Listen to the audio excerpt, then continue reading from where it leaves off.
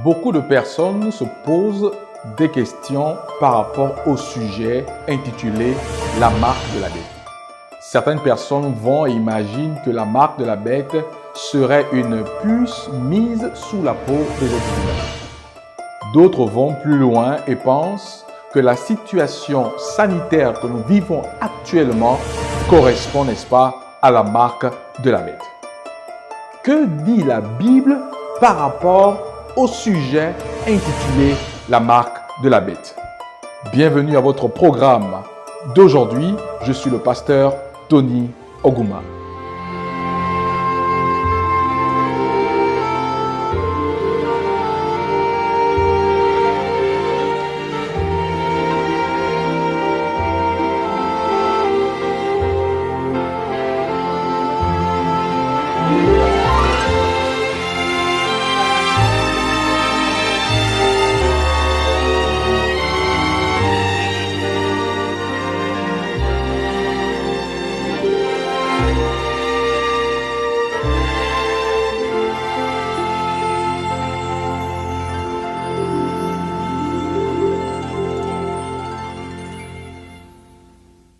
Le sujet que nous allons traiter aujourd'hui a pour titre « La marque de la bête ou le sceau de Dieu ». La Bible, sans l'ombre d'un doute, répond de manière claire quant au sujet de la marque de la bête. Un autre élément très important que nous devons considérer avant d'entrer de plein pied dans notre sujet est le fait que le diable est réel.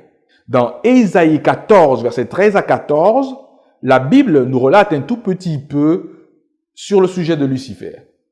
La Bible dit, « Tu disais en ton cœur, je monterai au ciel, je lèverai mon trône au-dessus des étoiles de Dieu. Je m'assiérai sur la montagne de l'assemblée, à l'extrémité du septentrion, je monterai sur le sommet des nues, je serai semblable au Très-Haut. » Évidemment, le diable a voulu être l'égal de Dieu. La particularité de la divinité, c'est qu'elle est adorée. En d'autres termes, si Satan aspire à devenir comme Dieu, c'est qu'il aspire aussi à être adoré. La question du grand conflit cosmique entre Christ et Satan, entre la vérité et l'erreur, répond à la question suivante, qui doit être adoré? Celui qui sera l'objet de notre adoration, celui-là sera notre Dieu. La question la plus fondamentale lorsque nous traitons du sujet de la marque de la bête est la suivante. C'est la question du grand conflit qui tourne autour de l'adoration. Qui doit être adoré? Comment devons-nous adorer celui qui mérite d'être adoré? Et enfin, quand devons-nous adorer celui que nous estimons comme étant l'être ou la divinité qui mérite notre adoration? Dans Jean 8, verset 44, la Bible nous précise clairement qui est Satan dans ses intentions secrètes. La Bible dit, « Il a été meurtrier dès le commencement et il ne se tient pas dans la vérité parce qu'il n'y a pas de vérité en lui. Lorsqu'il profère le mensonge, il parle de son propre fond, car il est menteur et le père du mensonge. » Évidemment, le diable est un menteur. Il l'a démontré à nos premiers parents, dans le jardin d'Éden. Il s'est présenté à eux, leur invitant à aspirer à être des dieux, chose qu'il a lui-même ratée dans le ciel. Genèse chapitre 3, le verset 4 nous dit qu'alors le serpent dit à la femme, « Vous ne mourrez point ». Alors que Dieu dit explicitement à la femme et à l'homme, le jour où vous en mangerez, vous mourrez. Genèse 3, verset 5. Le diable continua dans son discours et dit à Ève, mais Dieu sait que le jour où vous en mangerez, vos yeux s'ouvriront et que vous serez comme des dieux, connaissant le bien et le mal. Oui, Satan est un menteur et il a démontré son expertise dans le mensonge en trompant nos premiers parents. Parce que Genèse chapitre 5, verset 5 nous dit que tous les jours d'Adam furent de 930 ans. Puis, il mourut. D'une part, le diable dit à nos premiers parents qu'ils ne mourront pas, et finalement, ils connurent la mort. Nous pouvons sans l'ombre d'un doute conclure que le diable est un menteur. Le diable a même essayé de recevoir l'adoration de son Créateur qui est Dieu en la personne de Jésus-Christ. Dans Matthieu chapitre 4, versets 8 à 10, la Bible nous dit, « Le diable le transporta encore sur une montagne très élevée, lui montra tous les royaumes du monde et leur gloire, et il lui dit, « Je te donnerai toutes ces choses si tu te prosternes et m'adores. » Oui, la question de savoir qui est plus fort entre Dieu et Satan ne se pose pas. La question de savoir qui est le plus riche ne se pose pas. Mais le diable pose la question de l'adoration. Celui devant qui l'on se prosterne et adore, celui-là devient notre Dieu. C'est pourquoi Satan a essayé d'obtenir de l'adoration de Jésus-Christ. Mais la réponse de Jésus face à cette tentative a été claire. Jésus lui dit, « Retire-toi, Satan, car il est écrit, tu adoreras le Seigneur ton Dieu et tu le serviras lui seul. » Si Jésus-Christ est notre exemple par excellence, par cette réponse, il démontre que seul Dieu mérite notre adoration. Mais n'oubliez pas, les amis, la question du grand conflit cosmique tourne autour de l'adoration. Christ sollicite notre adoration d'une part, et d'autre part, le menteur Lucifer voudrait aussi être adoré. Qui devons-nous adorer? Comment devons-nous adorer? Et quand devons-nous adorer? Sont les questions fondamentales autour du sujet de la marque de la bête. Dans un sceau, il y a des éléments spécifiques qui apparaissent. Dans un sceau, dans une marque, il y a le nom, il y a le titre et il y a le territoire. Par exemple, je suis le pasteur Tony Oguma, tel est mon nom. Mon titre, président de la Fédération des Églises Adventistes du 7e jour, et mon territoire, le Gabon. Voici en un mot, en quoi peut-on représenter une marque ou un sceau? Lorsque nous regardons les 10 commandements de Dieu, nous retrouvons dans ces commandements un commandement qui stipule qui doit être adoré, quand et comment, et plus précisément, qui le mérite. Exode chapitre 20, le verset 8 à 11 dit clairement, « Souviens-toi du jour de repos pour le sanctifier. Tu travailleras 6 jours et tu feras tout ton ouvrage. Mais le 7e jour est le jour du repos de l'Éternel, ton Dieu. Tu ne feras aucun ouvrage, ni toi, ni ton fils, ni ta fille, ni ton serviteur, ni ta servante, ni ton bétail, ni l'étranger qui est dans tes portes. Car en 6 jours, l'Éternel, son nom, a fait son titre créateur, et il a fait les cieux, la terre, la mer et tout ce qui est contenu, son territoire qu'il a créé. Évidemment, par rapport à la création de notre humanité. Et il s'est reposé le 7e jour. Vous l'avez bien compris. Exode continue en disant, c'est pourquoi l'Éternel a béni le jour du repos et l'a sanctifié. Oui, mes amis, pour comprendre la marque de la bête, il nous faut d'abord identifier la marque de Dieu, ou si vous voulez, le sceau de Dieu. Genèse chapitre 2, verset 2 nous rappelle que le commandement qui stipule l'observation du sabbat a été instauré longtemps avant que Dieu ne donne les 10 commandements aux Juifs sur le chemin du désert. Genèse chapitre 2, verset 2. Dieu acheva au 7e jour son œuvre qu'il avait faite et il se reposa au 7e jour de toute son œuvre qu'il avait faite. Dieu se reposa, en d'autres termes, il cessa son activité de la création. Dieu bénit le 7e jour et il le sanctifia parce qu'en ce jour, il se reposa de toute son œuvre qu'il avait faite, créée en ce jour-là. Permettez-moi, n'est-ce pas, de faire un parallélisme entre Genèse chapitre 2, verset 3 et Exode chapitre 20, verset 8 à 11. Quand vous lisez ces 2 textes, vous voyez clairement que le 4e commandement nous rappelle le texte de Genèse chapitre 2, verset 3, où Dieu nous rappelle qu'il s'est reposé le 7e jour et qu'il a béni, sanctifié ce jour particulier. En d'autres termes, la Bible nous rappelle simplement que dans le 4e commandement, nous retrouvons le sceau de Dieu. C'est pourquoi la Bible va ajouter dans un autre texte, Exode chapitre 20, versets 8 à 11, « Car en 6 jours, l'Éternel, son nom, a fait son titre créateur, les cieux, la terre et la mer, et tout ce qui est contenu, et il s'est reposé le 7e jour. » Ézéchiel chapitre 20, verset 20 va nous clarifier encore davantage sur la question du sceau de Dieu. La Bible dit, « Sanctifiez mes sabbats, et qu'il soit entre moi et vous un signe ou une marque ou un sceau auquel on connaisse que je suis l'Éternel, votre Dieu. » Dans une autre version, le même texte dit ce qui suit. « Consacrez-moi le jour du sabbat pour manifester la relation qui vous unit à moi et vous rappeler que je suis le Seigneur, votre Dieu. » En d'autres termes, le 4e commandement nous rappelle non seulement que Dieu est le créateur de notre humanité, mais le 4e commandement aussi nous invite à adorer le Seigneur qui est le créateur.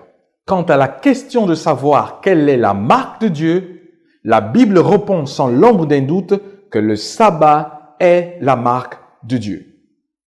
Longtemps avant, la Bible avait prédit que Satan essayera de mettre à terre le 4e commandement. Daniel chapitre 7 verset 25 nous dit, « Il prononcera des paroles contre le Très-Haut, il opprimera les saints du Très-Haut et il espérera changer les temps et la loi. » Et dans une présentation précédente, nous avons vu que la tentative qui consistait à changer les temps et la loi peuvent se résumer ainsi. Le diable a essayé de changer les temps en faisant passer le samedi comme 7e jour à dimanche comme 7e jour. La loi a essayé d'être changée lorsque le diable a fait passer la sacralité du samedi, sabbat, jour de repos, au dimanche comme étant maintenant le jour de repos. La Bible dit dans Apocalypse chapitre 14, versets 9 à 10, « Et un 3e ange les suivit en disant d'une voix forte, « Si quelqu'un adore la bête et son image, et reçoit une marque sur son front ou sur sa main, il boira lui aussi du vin de la fureur de Dieu, versé sans mélange dans la coupe de sa colère, et il sera tourmenté dans le feu et le soufre devant les saints anges et devant l'agneau. » Oui, les amis, la Bible répond clairement quant à la question de la marque de la bête. Si nous connaissons déjà quelle est la marque et le sceau de Dieu, nous pouvons déjà envisager la contrefaçon de Satan par rapport, n'est-ce pas, à la marque de Dieu. Apocalypse chapitre 13, versets 16 à 17 nous dit, « La bête obligeait tous les êtres, petits et grands, riches et pauvres, esclaves et libres, à recevoir une marque sur leur main droite et sur leur front. Personne ne pouvait acheter ou vendre s'il n'avait pas cette marque, c'est-à-dire le nom de la bête ou le chiffre qui correspond à son nom, et son nombre est 666. Évidemment, cette marque tourne autour d'un concept bien précis. Et pour comprendre le concept sur lequel tourne cette marque de la bête, il va falloir lire Apocalypse 13, verset 15, qui dit, « Et il fut donné d'animer l'image de la bête, afin que l'image de la bête parlât, et qu'elle fit que tout ce qui n'adorait pas l'image de la bête fut tué. » En d'autres termes, la marque de la bête tourne autour de la question de l'adoration. La marque de la bête sera une tentative luciférienne de contrecarrer la loi de Dieu, plus précisément le 4e commandement qui stipule l'observation du sabbat et nous rappelle qui mérite notre adoration et quand sommes-nous invités à l'adorer. Apocalypse 13, verset 15. « Et il fut donné d'animer l'image de la bête, afin que l'image de la bête parlât, et qu'elle fit que tous ceux qui n'adoreraient pas l'image de la bête fussent tués. » Oui, la marque de la bête tourne autour de la question de l'adoration. Une question de vie ou de mort sera posée à chacun d'entre nous face à qui mérite notre adoration. Le livre d'Apocalypse prédit clairement que dans la fin des temps, Satan mettra en place un système religieux universel qui nous conduira tous vers l'adoration du faux Dieu durant un faux jour d'adoration. La question vraiment face à la situation que connaîtra notre monde sera la suivante. Comment allez-vous être capable de résister à cela? Pour nous aider à comprendre ce qui se passera très bientôt, allons-y dans le livre de Daniel. Le livre de Daniel nous présente 4 jeunes Hébreux qui sont restés fidèles à Dieu en dépit des hauts et des bas.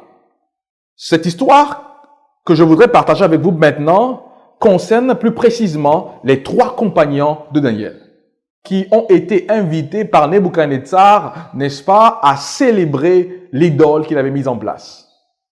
Dans Daniel chapitre 3, le verset 1 à 6, la Bible dit « Le roi Nebuchadnezzar fit une statue d'or. Tous ses hauts fonctionnaires se rassemblèrent donc et prirent place devant la statue pour la cérémonie d'inauguration. Aussitôt, dit le roi, que vous entendrez le son et toute espèce de musique, vous vous prosternerez et vous adorerez la statue d'or que Nebuchadnezzar le roi a dressée. » Face à l'ordre qui avait été donné, les jeunes Hébreux savaient que leur allégeance devait uniquement se tourner vers Dieu qui est le véritable créateur. Mais attention, l'ordre avait été donné que quiconque ne se prosternera pas et n'adorera pas sera jeté à l'instant même au milieu d'une fournaise ardente. D'après vous, quelle a été la réaction de ces jeunes Hébreux ayant été forcés politiquement et religieusement parlant à se prosterner devant une idole? La réponse est décrite dans Daniel chapitre 3, du verset 17 au verset 18. Les 3 jeunes Hébreux répondirent: « Sache toutefois que notre Dieu, le Dieu que nous servons, est capable de nous sauver. Oui, il nous arrachera à la fournaise et à ton pouvoir. Et à supposer qu'il ne le fasse pas, sache bien que nous refuserons quand même de servir tes dieux et d'adorer la statue d'or que tu as fait dresser. » Oui, les 3 jeunes Hébreux refusèrent de se prosterner devant la statue qu'avait dressée le roi Nebuchadnezzar. Maintenant, permettez-moi de vous dire que cela se passera également dans un plan universel. Oui, il arrivera un jour où on nous imposera d'adorer un Dieu autre que le Dieu biblique en un jour autre que le jour mis en place par Dieu. N'oubliez pas que le diable est un menteur et qu'il est capable de changer de visage, même imiter Christ, notre Sauveur. Rappelez-vous, par rapport au sabbat, que l'empereur Constantin, en l'an 321 après Jésus-Christ, prit un décret pour inviter les uns et les autres à ne plus observer le sabbat, 7e jour de la semaine, comme le recommande le 4e commandement, et à les inviter à observer le dimanche, qui était le jour d'adoration du Dieu Soleil. Le 7 mars 321 après Jésus-Christ, tel fut le décret signé par Constantin. Le décret dit ce qui suit: que tous les juges et habitants des villes et les commerçants se reposent le jour vénérable du jour du soleil. Ceci était un décret politique. Mais quelques années plus tard, en l'an 364 après Jésus-Christ, un décret religieux sortant du concile de la Odyssée va stipuler ce qui suit: les chrétiens ne judaïseront pas et ne seront pas oisifs le samedi, mais ils travailleront ce jour-là. Mais le jour du Seigneur, dimanche, ils seront particulièrement honorés et en tant que chrétiens, ne travailleront pas si possible ce jour-là. Si cependant on les trouve judaïsants, ils seront exclus du Christ. 2 décrets, un décret politique et un décret ecclésiastique, furent pris pour détourner les gens du véritable jour d'adoration qui est le sabbat et qui constitue le sceau de Dieu, pour les conduire vers un autre jour d'adoration qui n'est autre que le jour d'adoration du Dieu Soleil. N'oubliez pas les 3 questions fondamentales. Qui nous adorons, comment nous adorons et quand nous adorons. 3 réponses qui déterminent l'issue du grand conflit cosmique par rapport à chacun d'entre nous. Apocalypse chapitre 13, verset 2 dit ce qui suit: « Et le dragon lui donna sa puissance et son trône et un grand pouvoir. Et ils adorèrent le dragon parce qu'il avait donné l'autorité à la bête, et ils adorèrent la bête en disant, qui est semblable à la bête et qui peut combattre contre elle. La finalité, c'est que la plupart d'entre nous se trouveront en train d'adorer le diable, pensant adorer le Christ. Une question simple. Si le sceau de Dieu constitue un jour d'adoration, comment imaginez-vous que le diable pourra mettre en place un système autre qu'un autre jour d'adoration dans le but de tromper le plus grand nombre? Le grand conflit cosmique tourne autour de la question de l'adoration. Qui mérite notre adoration? Et le 4e commandement nous invite à adorer Dieu dans un jour particulier parce qu'il est le créateur de l'univers, et Satan instigue, influence des hommes politiques et religieux à mettre en place un autre jour d'adoration qui est son jour d'adoration. En d'autres termes, le sabbat constitue la marque de Dieu, le sabbat constitue le sceau de Dieu, la contrefaçon de Satan sera aussi un autre jour d'adoration qui n'est autre que le dimanche. Apocalypse chapitre 13, versets 16 à 17. La bête obligeait tous les êtres, petits et grands, riches et pauvres, esclaves et libres, à recevoir une marque sur la main droite et sur le front. La main droite, parce que c'est le symbole de la mise en pratique de ce que l'on croit qui est sur notre front, qui est le symbole, n'est-ce pas, de notre intelligence et de notre libre arbitre. Apocalypse 14, verset 12, nous précise clairement que ceux qui seront trouvés fidèles, méditant la parole de Dieu jour et nuit, ne seront pas trompés par cette supercherie du diable. C'est ici la persévérance des saints qui gardent les commandements de Dieu et la foi de Jésus. Oui, la marque de la bête tourne autour de l'adoration. Ce n'est pas nécessairement une question économique, mais c'est une question liée à l'adoration. Qui nous adorons? Quand nous adorons? Et comment nous adorons? Dieu est celui qui mérite l'adoration, nous rappelle le 4e commandement, parce qu'il est le créateur et c'est lui qui a fait les cieux et la terre. Comment l'adorer? Jésus va dire quelque part qu'il veut que nous soyons des adorateurs qui adorent Dieu en esprit et en vérité. Et quand l'adorer? Oui, nous devons l'adorer toute notre vie, car notre vie doit être une adoration vis-à-vis de Dieu. Mais Dieu donne un jour particulier qui est le sabbat, qui est le 7e jour et qui correspond à samedi comme le jour où nous devons l'adorer. La contrefaçon du diable, elle est simple. Elle consiste à mettre en place un autre jour d'adoration pour qu'il soit aussi adoré, pour que les gens pensent adorer Dieu, mais entre-temps, ils seront en train d'adorer Satan dans un faux jour d'adoration. Car en vérité, il n'existe aucun texte biblique qui stipule l'observation du dimanche comme jour de repos.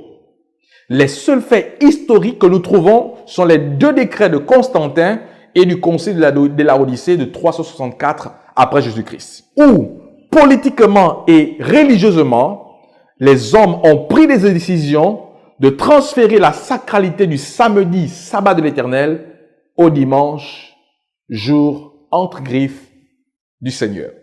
Apocalypse 15, verset 2 nous dit, « Et je vis comme une mer de verre mêlée de feu, et ceux qui avaient remporté la victoire sur la bête et sur son image et sur le nombre de son nom, se tenant debout sur la mer des vers, ayant des harpes de paix. » Oui, il est possible de recevoir la marque de la bête. Oui, il est aussi possible de recevoir la marque et le sceau de Dieu. Les 2 marques s'opposent entre elles. Le choix revient à chacun d'entre nous de décider soit d'adorer Dieu en son jour de repos, qui est le sabbat, et ceci en observant le 4e commandement, soit en adorant la bête et son image, en d'autres termes le dragon, en son jour d'adoration, qui n'est autre que le jour du Dieu soleil et qui correspond au dimanche. Quant à moi et ma maison, nous avons décidé d'être fidèles à Dieu, d'observer ses commandements par sa grâce, y compris le 4e commandement qui stipule l'observation du sabbat comme étant le véritable jour d'adoration. Oui, j'ai décidé de recevoir la marque de Dieu et non la marque de la bête. Quel sera votre choix? Que Dieu vous bénisse alors qu'il vous incite, qu'il vous pousse par son Esprit Saint à faire le bon choix au nom de Jésus-Christ. Amen.